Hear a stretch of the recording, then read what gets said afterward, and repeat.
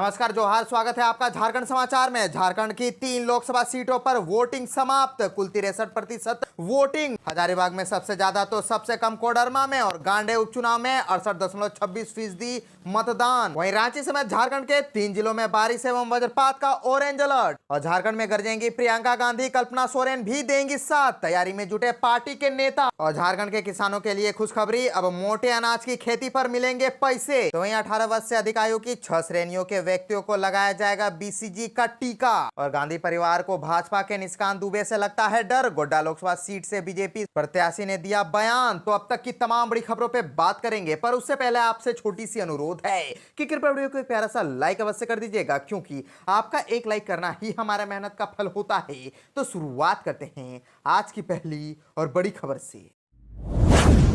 इस वक्त की बड़ी खबर झारखंड से आ रही है, जहां झारखंड की 3 लोकसभा सीटों पर वोटिंग समाप्त तो हो चुकी है। कुल 63% वोट डाले गए हैं। हजारीबाग में सबसे ज्यादा तो सबसे कम कोडरमा में और गांडे उपचुनाव में 68.26% हुआ मतदान। दरअसल झारखंड में लोकसभा चुनाव 2024 के लिए दूसरी चरण के तहत वोटिंग समाप्त हो चुकी है। राज्य के मतदाताओं में जबरदस्त उत्साह देखने को मिला। कई बूथ पर सुबह 5 बजे से ही मतदाता पहुंच गए थे। दरअसल दूसरे फेज में झारखंड की 3 सीटों पर वोटिंग हुई। गांडे विधानसभा सीट के लिए उपचुनाव हुए। चतरा, कोडरमा और हजारीबाग में वोट डाले गए। झारखंड में दूसरे फेज में 6000 से अधिक मतदान केंद्रों पर चुनाव। राज्य की 3 सीटों पर 54 प्रत्याशी चुनावी मैदान में थे। कोडरमा से 15, हजारीबाग सीट से 17 और चतरा सीट से 22 उम्मीदवार खड़े दिखे। और आपको बता दें कि झारखंड की 3 सीटों पर 5 बजे तक 61.90% मतदान हुआ। हजारीबाग में 63.66%, तो कोडरमा में 61.60% और चतरा में 60.26%। गांडे विधानसभा से झामुमो प्रत्याशी कल्पना मुर्मू सोरेन ने वोटिंग के दौरान कई बूथों का जायजा लिया। वह झामुमो विधायक सुदीव्य कुमार के साथ क्षेत्र के कई बूथों पर पहुंची और मतदान की स्थिति की जानकारी ली। सोनबाद में मतदान केंद्र से बाहर निकलने के बाद उन्होंने पत्रकारों से बात की और कहा कि मतदाता मतदान के लिए उत्साहित है, जो बेहद सुखद तस्वीर है। रांची जिला के सीमांत पर स्थित चतरा जिला अंतर्गत टणवा प्रखंड के बड़गांव पंचायत के बूथ पर तेज धूप निकलने से पहले ग्रामीणों ने वोट देने की होड़ लग गई।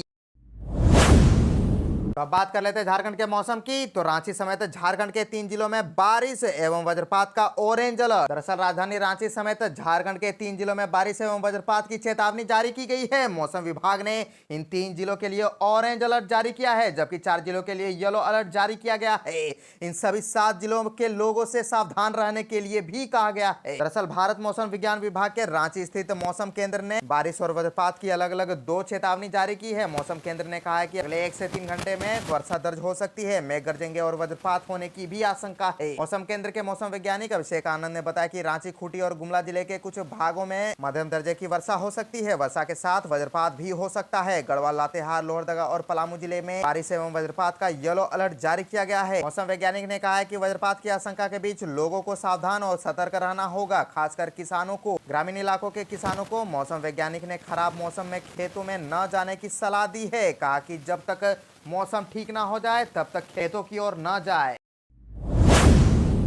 झारखंड के किसानों के लिए खुशखबरी, अब मोटे अनाज की खेती पर मिलेंगे पैसे। राज्य सरकार ने मोटे अनाज की खेती को बढ़ावा देने का निर्णय लिया है। इसकी खेती करने वाले किसानों को प्रोत्साहन राशि दी जाएगी। कम से कम 1 एकड़ और अधिकतम 5 एकड़ भूभाग पर खेती करने पर इसका लाभ मिलेगा। इन्हें 3 से 15,000 रुपए तक दिए जाएंगे। 2023-24 से 2027-28 तक 5 वर्षों के लिए यह योजना प्रस्तावित है। राज्य के सभी 24 जिलों में लागू होगा। राष्ट्रीय किसान दिवस पर बाजरा की खेती करने वाले राज्य के 10 किसानों को पुरस्कृत किया जाएगा। इसमें 50,000 रुपए नगद दिए जाएंगे। राज्य सरकार मोटे अनाज की खेती को बढ़ावा देने के लिए मिशन मिलेट लाई है। मोटे अनाज की श्रेणी में बहुत से अनाज आते हैं। इसकी खेती करने वाले किसानों को अब 30 अगस्त से पहले सीएससी माध्यम से रजिस्ट्रेशन कराना होगा। इसके बाद 1 दिसंबर से 15 नवंबर तक उनकी खेतों व फसल का सर्वेक्षण कराया जाएगा। इस आधार पर पूरा राज्य के किसानों को चयन किया जाएगा। झारखंड मिलेट मिशन 2023-24 से 2027-28 तक 5 वर्षों के लिए है। राज्य के सभी 24 जिलों में लागू किया जाएगा। आवश्यकता पर इसकी अवधि बढ़ाई जाएगी। अगले 5 वर्षों तक 5 लाख हेक्टेयर में मोटे अनाज की खेती करवाने का लक्ष्य है। आपको बता दें कि रैयत और बटाईदार किसान इस मिशन के तहत पात्र होंगे। इसके लिए किसानों को आधार कार्ड के साथ रजिस्ट्रेशन कराना होगा।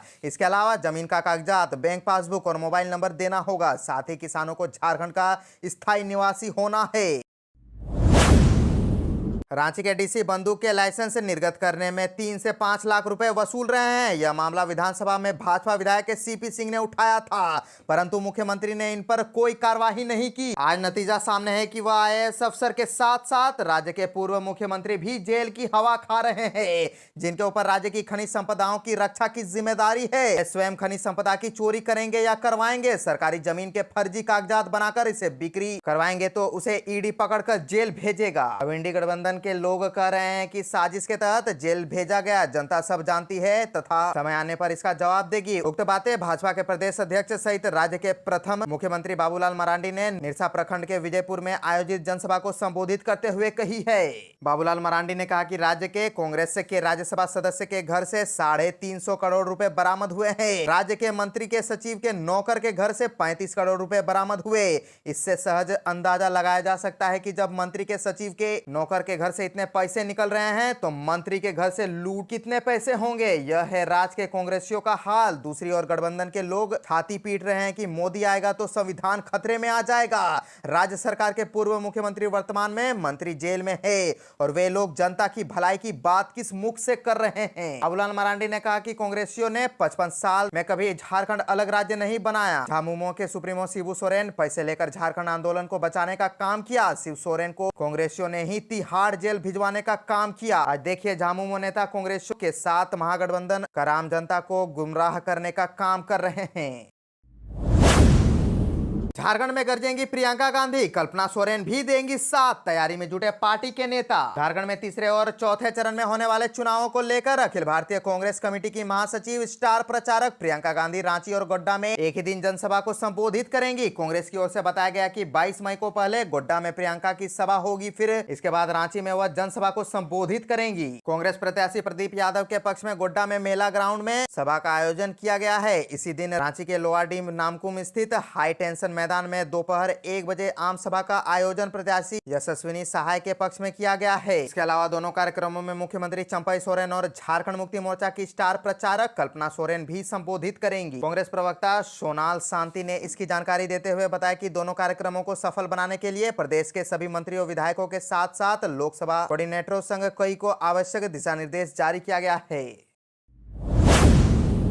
गांधी परिवार को भाजपा के निशिकांत दुबे से लगता है डर, गोड्डा लोकसभा सीट से बीजेपी प्रत्याशी ने दिया बयान। भाजपा प्रत्याशी निशिकांत दुबे ने बीजेपी कार्यकर्ताओं को संबोधित किया। इस दौरान उन्होंने कहा कि चाहे अमेरिका हो या ब्रिटेन या फिर रूस, सभी देश प्रधानमंत्री नरेंद्र मोदी से सलाह लेते हैं। रूस यूक्रेन की लड़ाई के दौरान भारतीय झंडे की हैसियत दिखी थी। गोड्डा लोकसभा सीट से भाजपा प्रत्याशी निशिकांत दुबे ने कहा कि पूरी दुनिया का बड़ा से बड़ा देश नरेंद्र मोदी से सलाह लेता है। इस दौरान उन्होंने बयान दिया कि राहुल गांधी और उनका परिवार अगर किसी से डरता है तो वह निशिकांत दुबे से डरता है। उन्होंने कहा कि यही कारण है कि देश में 543 लोकसभा सीटों में से एक सीट गोड्डा में प्रियंका गांधी चुनाव प्रचार के लिए आ रही है। निशिकांत दुबे ने कहा कि मेरे द्वारा मामला उठाए जाने के बाद ही कालाधन पर एसआईटी गठित हुई और भ्रष्टाचारियों के यहाँ ईडी रेड हो रही है और वे अंदर जा रहे हैं। साथ ही उन्होंने दावा करते हुए कहा कि उनके भाषण के बाद ही टीएमसी की सांसद महुआ मोइत्रा की सदस्यता दी गई थी। उन्होंने कहा कि आज विपक्ष के कुछ लोग उन्हें अहंकारी कहते हैं तो कोई बैकवर्ड फॉरवर्ड की बात करता है, वहीं कोई कहता है कि फोन नहीं रिसीव करता है, जबकि मैं हमेशा लोगों के लिए तैयार रहता हूं। उन्होंने कहा कि देवघर स्थित उनके आवास का गेट हमेशा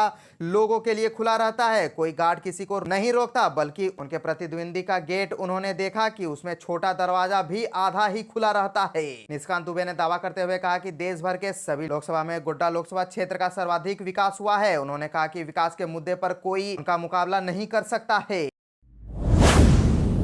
18 वर्ष से अधिक आयु की 6 श्रेणियों के व्यक्तियों को लगाया जाएगा बीसीजी का टीका। डीसी हेमंत सती की अध्यक्षता में समाहरणालय में के सभागार में बीसीजी टीकाकरण के सफल संचालन हेतु जिला टास्क फोर्स की बैठक हुई। बैठक को संबोधित करते हुए डीसी ने वैश्विक टीकाकरण से जुड़े बिंदुओं पर आवश्यक जानकारी ली। उन्होंने कहा कि वैश्विक बीसीजी टीकाकरण अभियान के तहत बीसीजी का टीका 18 वर्ष से अधिक आयु के 6 श्रेणियों के व्यक्तियों को लगाया जाएगा, जिसमें जिन व्यक्तियों को पूर्व में टीबी हुआ हो, टीबी मरीजों के संपर्क में रहने वाले व्यक्तियों, 60 वर्ष और उससे अधिक के बुजुर्ग, कुपोषित वयस्क, धूम्रपान करने वाले व्यक्ति तथा मधुमेह के मरीजों को बीसीजी का टीका लगाया जाएगा। उन्होंने कहा कि भारत में जन्म के समय या जीवन के पहले वर्ष के भीतर बच्चों को बीसीजी टीका दी जाती है। यही टीका वयस्कों में भी इस्तेमाल किया जाएगा।